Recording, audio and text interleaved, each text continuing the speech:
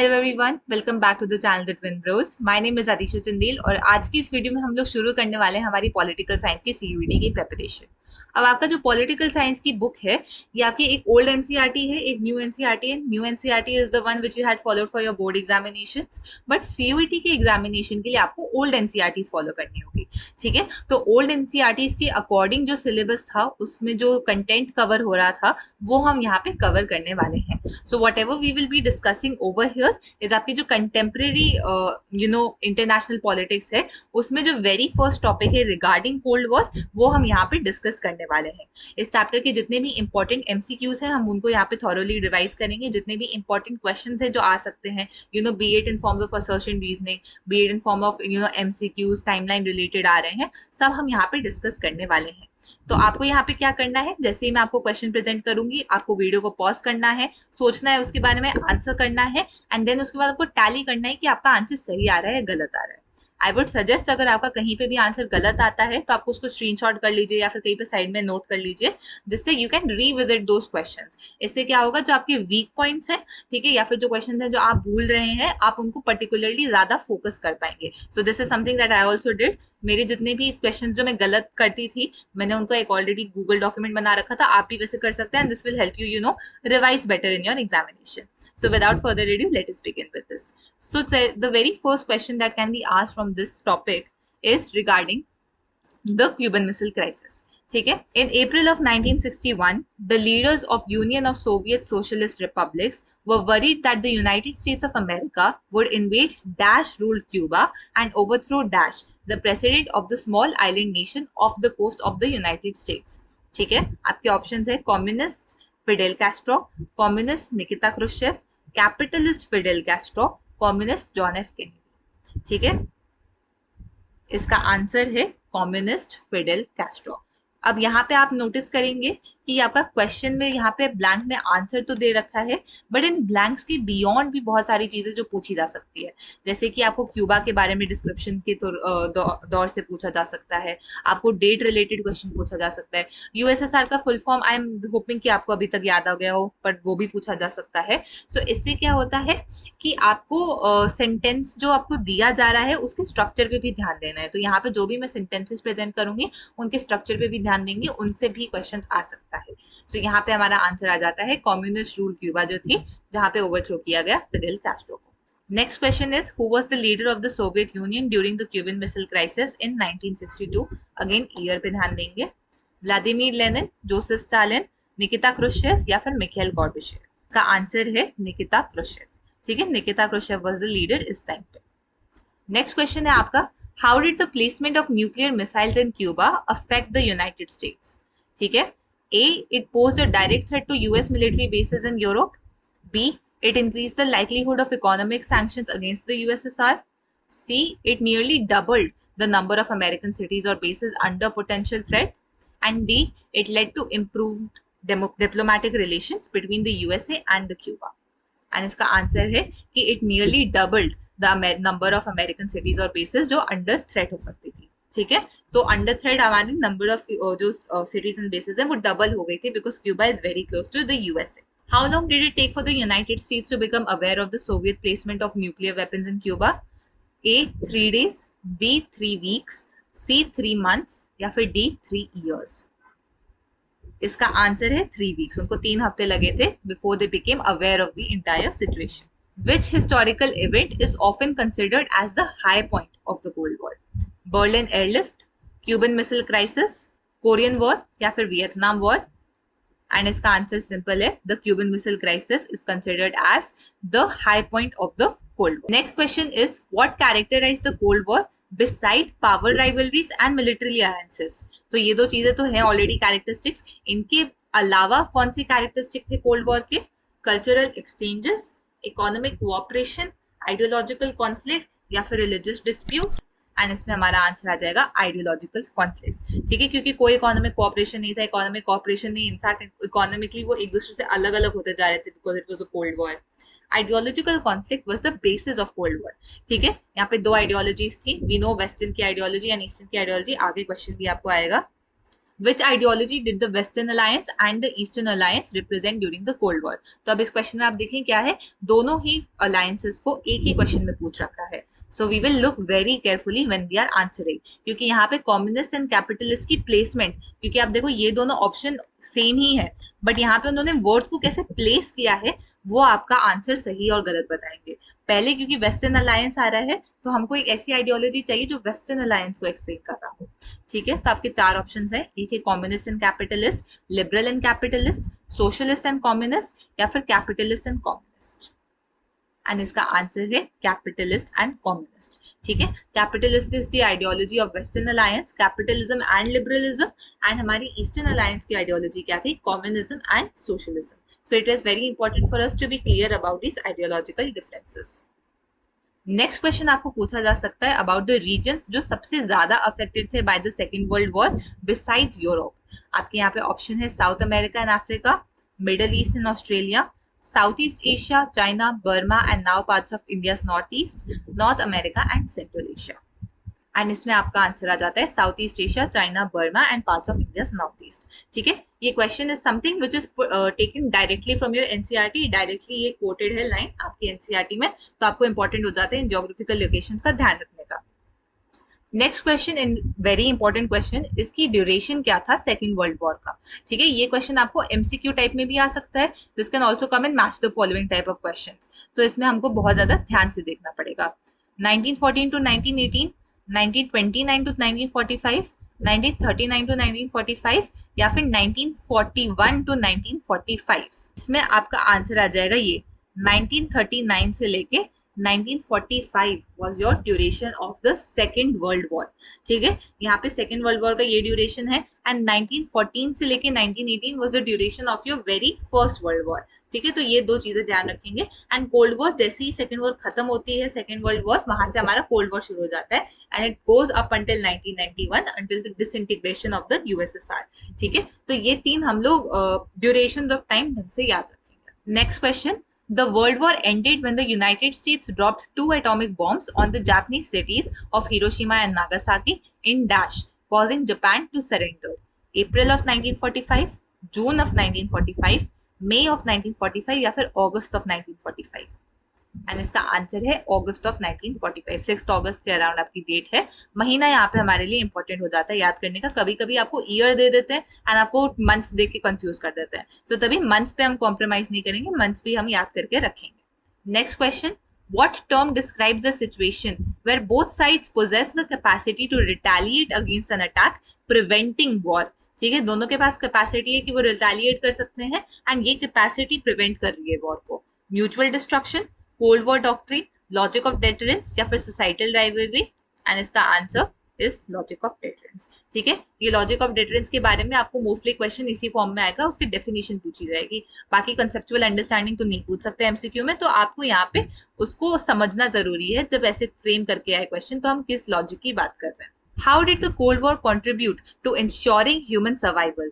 ठीक है, ये थोड़ा सा ट्रिकी सा क्वेश्चन है, हम यहाँ पे ध्यान से देखेंगे ऑप्शंस को. Bye promoting non proliferation agreements, by encouraging proxy conflicts instead of direct warfare, by fostering rational and responsible behavior among superpowers, and by minimizing the impact of military conflicts on civilian population.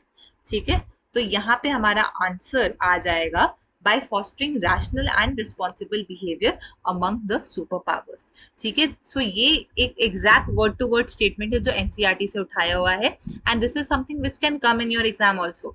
अगर NCERT में ऊपर नीचे आसपास कहीं ना कहीं आपके statements को दे रखा है, देन वो आपका एक प्रॉपर अंडरस्टैंडिंग में भी कन्वर्ट हो सकते हैं. सो जब भी हम यहाँ पे बात करेंगे इंश्योरिंग ह्यूमन सर्वाइवल, तो rationality and responsibility are very important characteristics of cold war alliance. What formal organization was established for the western alliance during the cold war. A Warsaw Pact, B United Nations, C European Union, and D आपका आ जाता है north Atlantic treaty organisation या फिर NATO. इसका full form याद रखिएगा please, and आपका आंसर इज नेटो. ठीक है, NATO was formed for the western alliances. Next is when did NATO came into existence. इसका existence कब होता है? April of 1945, April of 1949, April of 1955, या फिर April of 1961, एंड इसका answer is April of 1949 is when NATO came into existence. Again a very important date. ये आपको question MCQ में भी आ सकता है, मैच द फॉलोइंग टाइप में भी आ सकता है, तो आपको ये क्वेश्चन याद रखना काफी जरूरी हो जाएगा। ठीक है, next we go ahead with how many states initially formed NATO. ठीक है, कितनी सारी स्टेट्स थी जो इनिशियली फॉर्म किया नेटो को? 6, 8, 10 या 12? एंड हमारा आंसर यहाँ पे आ जाता है 12। ठीक है, देयर वर 12 स्टेट्स जो इनिशियली नेटो को फॉर्म किया था। When was the Warsaw Pact created? 1949, 55, 61 या फिर 75? And इसका आंसर is 1955 में Warsaw Pact was created. NATO 1949, 1955 is Warsaw Pact. What was the primary function of the Warsaw Pact? वो क्यों आया existence में? To promote diplomatic relationship with NATO, to counter the military force of China, to counter NATO की forces जो Europe में है, या फिर to establish economic cooperation among the Eastern Bloc countries. And इसका answer is to counter NATO की forces. ठीक है, वो कोऑपरेशन के लिए या फिर वो चाइना को कॉम्बैट करने के लिए या फिर नेटो के साथ डिप्लोमेटिक टाइज बनाने के लिए नहीं बना था, वो बना था उसको काउंटर करने के लिए। काउंटर करना समझते हैं? काउंटर करने का मतलब हो जाता है कि अगर कोई पर्टिकुलर चीज एग्जिस्ट करती है तो उसका पावर कम करने के लिए, उससे लड़ने के लिए, अपने आप को प्रेजेंट करने के लिए, काउंटर करने के लिए वॉर्सो पैक्ट को क्रिएट किया गया था। Which region became the main arena of conflict between the superpowers during the Cold War? Africa, Asia, Europe या फिर Latin America? This is an easy question. आपका यूरोप जो था that was your main arena of conflict. ठीक है, words पे ध्यान देंगे बिकॉज आपके एनसीईआरटी से ही यूजुअली पिक करके आपको क्वेश्चन पूछे जाते हैं। तो अगर मेन अरीना ऑफ कॉन्फ्लिक्ट पूछे तो यूरोप है, बट ये याद रखेंगे Europe was one of the arenas of conflict. It was the main arena of conflict, but it was not the only arena of conflict. उसके बियॉन्ड भी conflict देखने को मिली गई है कोल्ड वॉर में। Now, how did the Soviet Union and Communist China respond to the formation of SEATO and CENTO? ठीक है, by forming their own alliances system in North Korea, North Vietnam and Iraq, by initiating peace talks with NATO, by withdrawing their troops from Eastern Europe, या फिर by promoting disarmament treaties globally? इसका answer is by forming उनकी खुद की alliance system with north Korea, north Vietnam and Iraq. जैसे यहाँ पे वो सीएटो सेंटो बना रहे थे एशिया में बढ़ने के लिए, वैसे ही इन लोगों ने भी कहा कि हम भी अपने सिस्टम यहाँ पे बनाएंगे, हम भी अपने अलायंसेस बनाएंगे यहाँ पे। नेक्स्ट क्वेश्चन आपको आ जाता है कि what significant event occurred between communist China and the USSR in 1969? ठीक है, they signed a non aggression treaty, they fought a brief war over a territorial dispute, they formed a military alliance, या फिर they engaged in diplomatic negotiation? अब this is also a very tricky question. This I put मतलब थोड़ा सा ऐसे जानबूझ के to see आपने कितना in depth पढ़ा है एनसीईआरटी को, and if you got this question right then kudos. The answer to this question is कि उन्होंने एक brief war fight की थी, एक territorial dispute हुआ था तो उसके related एक brief war fight करी गई थी, and that is what your answer is. How did the non-aligned movement या फिर NAM movement benefit newly independent countries? It provided military assistance, it facilitated economic development projects, it offered a way to stay out of the alliances, या फिर उन्होंने एक promote किया cultural exchange with superpowers? इसका answer is that it offered a way out of staying with any of the alliances. उनको कोई alliance के साथ join करना नहीं पड़ा. But at the same time, NAM was not providing them any military assistance, neither was it providing them any economic development projects. ठीक है, उनका main agenda था कि हमको कोई alliance system के साथ नहीं आना है, because उनको डर लग रहा था कि वो colonial repression फिर से उनके सर पे आ जाएगा अगर वो उन alliances से tie up कर लेंगे. What vital resources did the smaller states provide access to for the superpowers? अब देखो वर्ड से ध्यान से पढ़ेंगे, ऐसी वाइटल रिसोर्सेज जो स्मॉलर स्टेट्स ने एक्सेस दिया जिसका to the super powers, not super powers to smaller states but smaller states to super powers. आपके options is agricultural product, technological advancement, oil and mineral and military equipments. Your answer is oil and minerals. ठीक है, oil and minerals is your answer. This is what the superpowers were looking for. ठीक है, next आपका आ जाएगा कि for what purposes did the super powers use location provided by the smaller states during the cold war? एक तो economic development projects, cultural exchange के लिए उन्होंने किया, मिलिट्री ऑपरेशन और स्पाइंग के लिए किया, या फिर एनवायरमेंटल कंजर्वेशन एफर्ट्स कर रहे थे वो? एंड इसका आंसर इज उनको मिलिट्री ऑपरेशन और स्पाइंग करना था। उनको कोई इंटरेस्ट नहीं था वहां पे जाके एनवायरनमेंट को कंजर्व करने का या फिर उधर उनकी इकोनॉमी को डेवलप करने का। Their main reason for having smaller states join them was कि उनको एक लैंड मिल जाए for military operation and spying, which is somewhat similar to if you see USSR में जो किया था क्यूबा के साथ क्यूबन मिसाइल क्राइसिस में, जहाँ पे उन्होंने लैंड लिया था जिससे वो यूएसए के ज्यादा क्लोज आ सकते हैं। नेक्स्ट क्वेश्चन आपका है, during which years were direct confrontation between the two super powers anticipated in Korea? ठीक है, 1947 टू 1949, 50 टू 53, 55 टू 57 या फिर 60 टू 62? एंड इसका आंसर इज 50 टू 53। 50 से लेके 53 के बीच में हम लोगों ने देखा है कि कोरियन वॉर होती है। कोरियन वॉर के थ्रू हमारे जो कोरिया, जो South and North Korea as we know it today, वो यहाँ पे डिवाइड हो जाता है। ठीक है, तो 1950 से 53 we will see that it is a very important year Korean war, and यहाँ पे मीडिएशन का रोल प्ले किया था नेहरू जी ने। इन विच period were the two superpowers poised for direct confrontation in Berlin?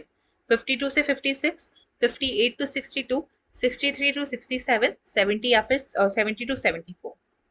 And यहाँ पे हमारा आंसर आ जाता है 1958 से लेके 62 के बीच में हमारे यहाँ पे बर्लिन में हमारे कॉन्फ्लिक्ट देखने को मिलते हैं।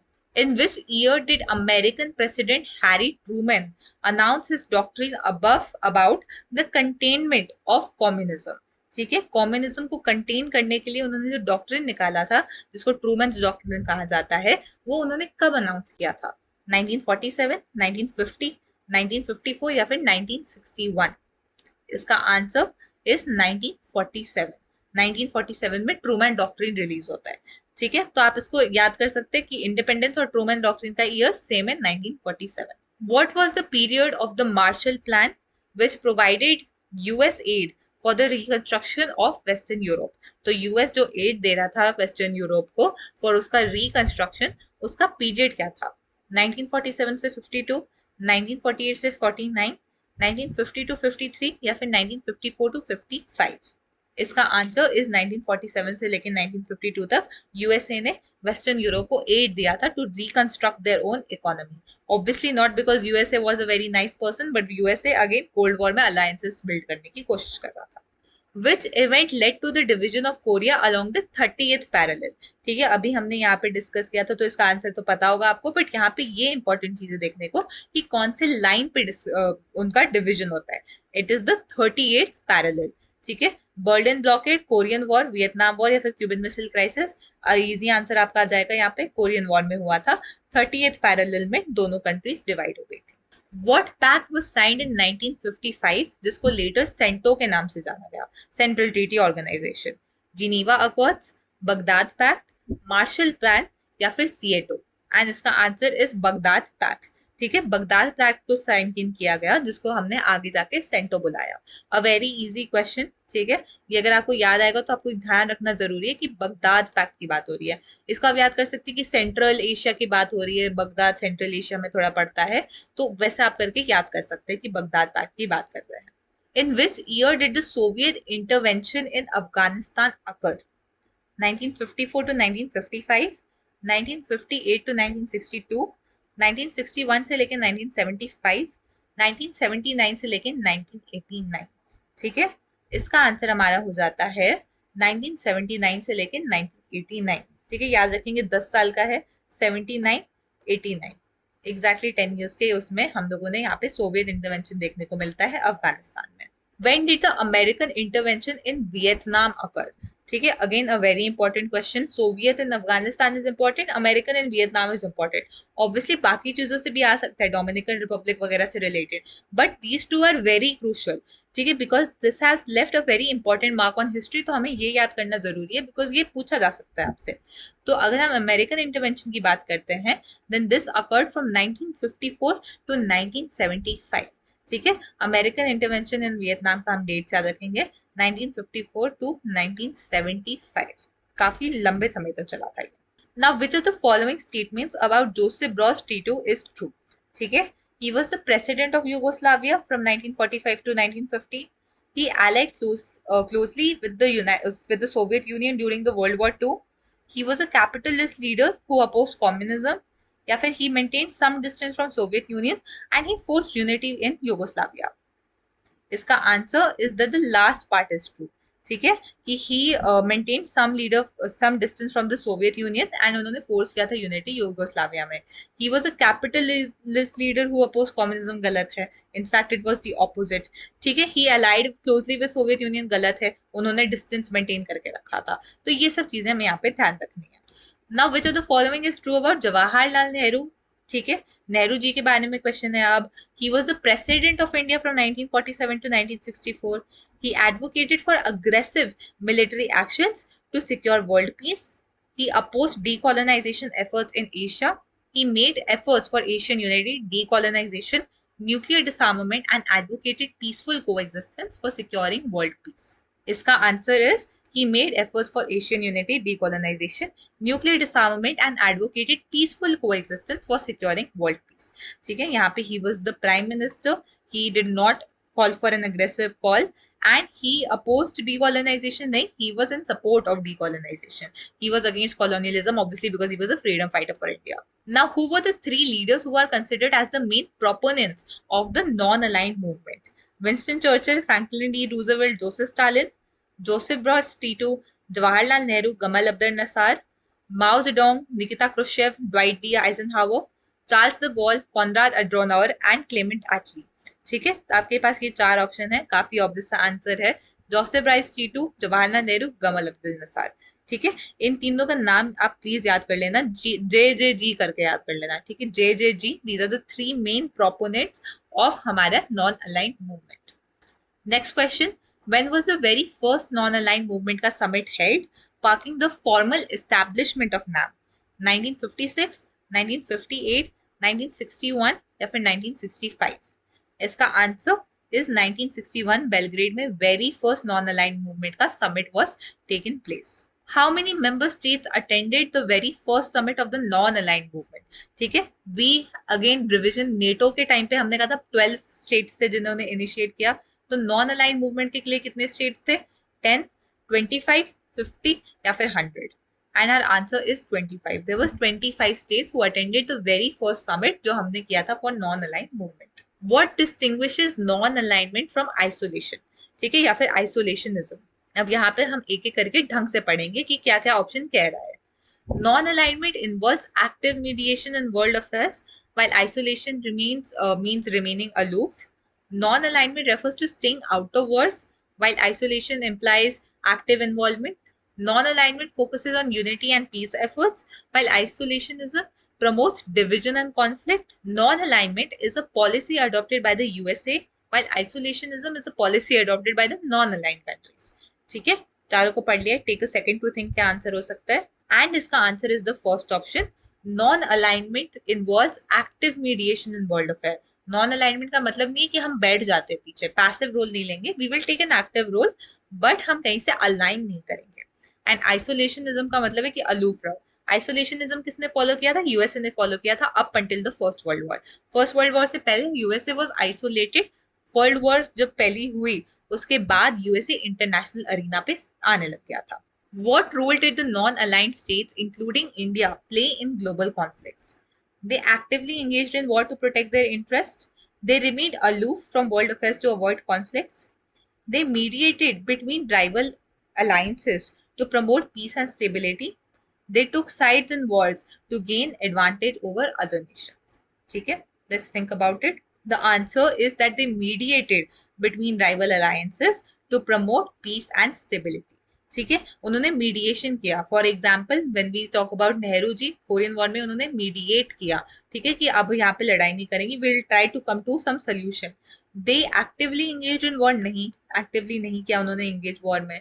दे remain aloof from world politics, भी उन्होंने नहीं किया। तो कोई एक्टिव पैसिव का क्वेश्चन नहीं है, rather it was a more active approach in the form of mediation, rather than war में खुद लड़ने चले गए, उन्होंने मीडिएट करा। एंड यहाँ पे टुक साइड्स भी हमने नहीं किया, नॉन अलाइंड मूवमेंट का पूरा कॉन्सेप्ट ही था कि हम साइड्स नहीं लेंगे।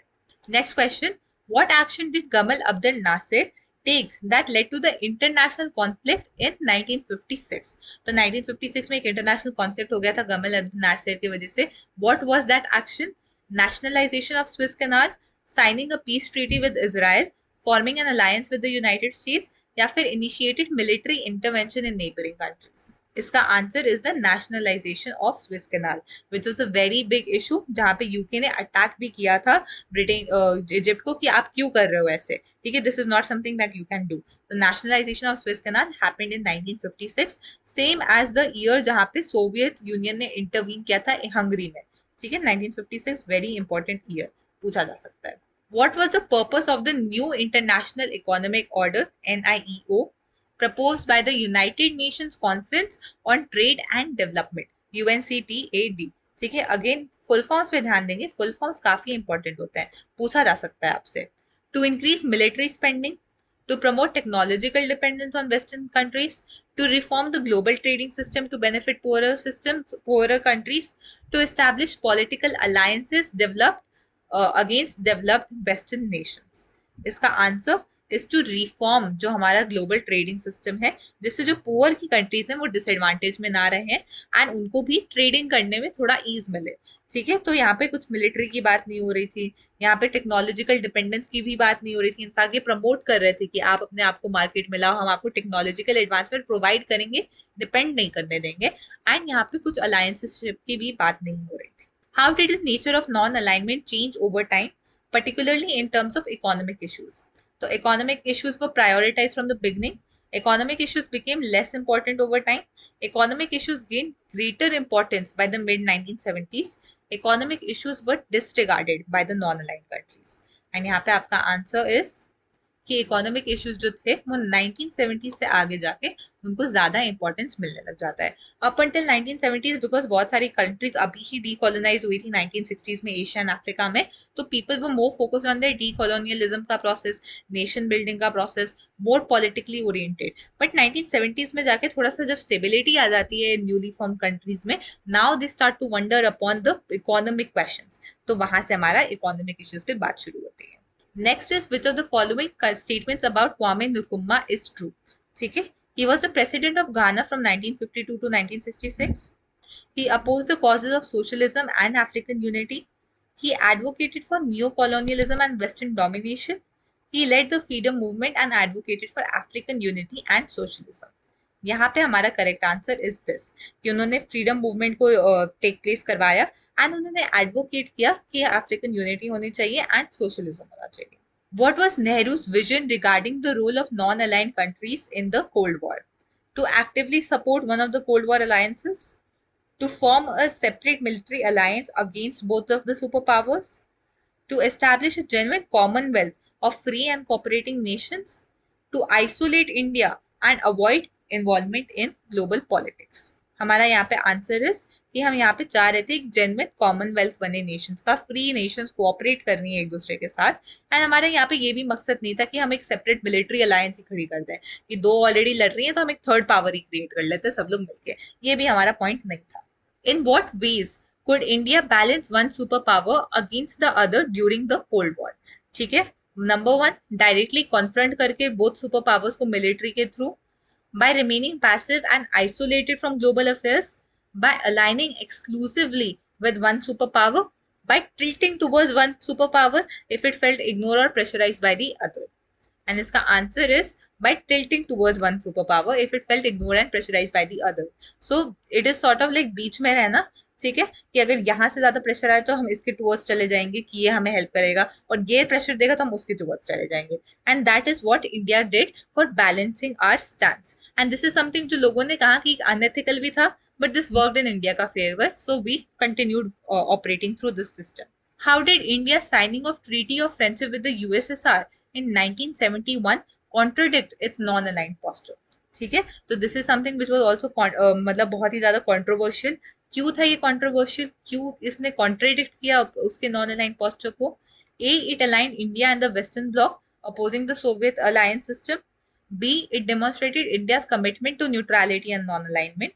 C, it was perceived as virtually joining the Soviet alliance system despite the criticism. And D, it reflected India's strong opposition to USSR and its allies.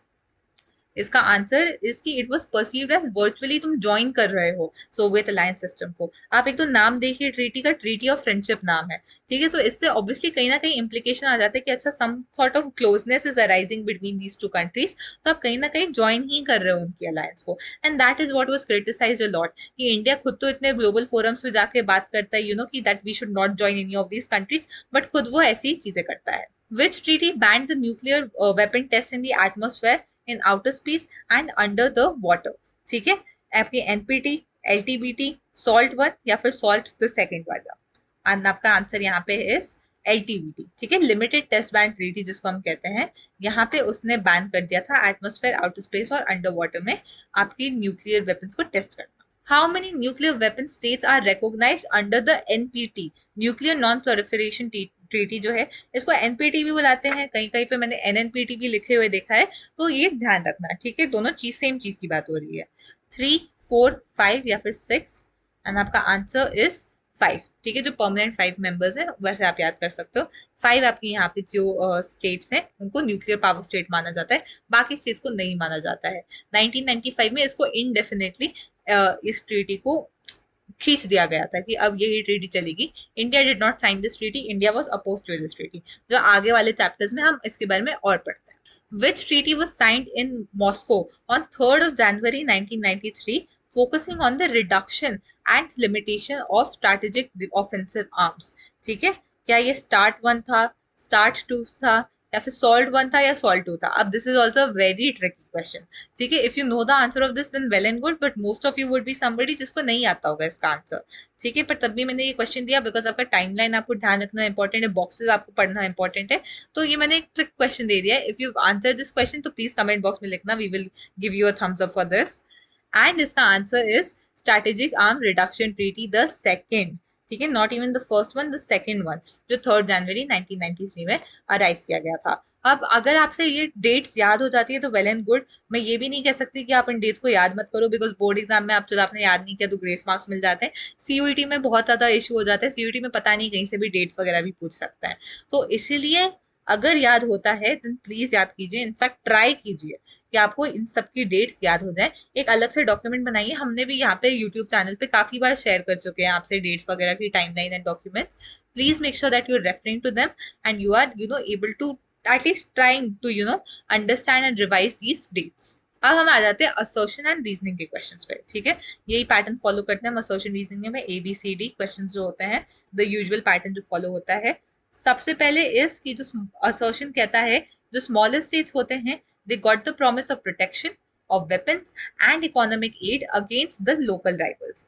And reason हमारा ये है कि the smaller states use the link to super powers for their own purposes.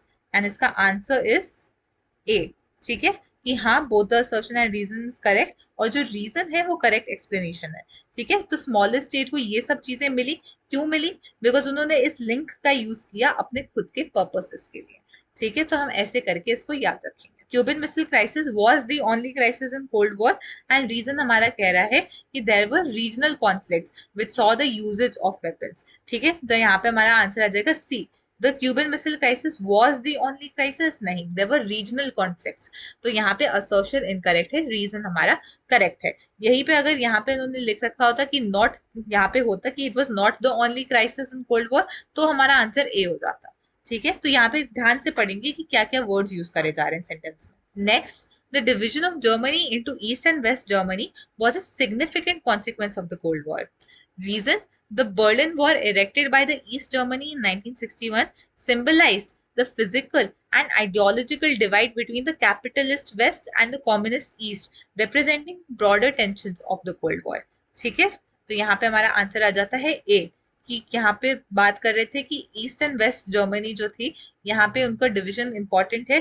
क्यों? क्योंकि जो Berlin war बनाई गई थी ये आपका बॉर्डर टेंशंस दिखा रहा है, ब्रॉडर टेंशंस दिखा रहा है। तो broader tension generated by ideology and by super powers. The policy of containment advocated by the United States during the Cold War aimed to prevent the spread of communism. Reason, through initiatives such as Marshall Plan and military alliances like NATO, the United States sought to contain the influence of Soviet Union and communism in Europe and other regions.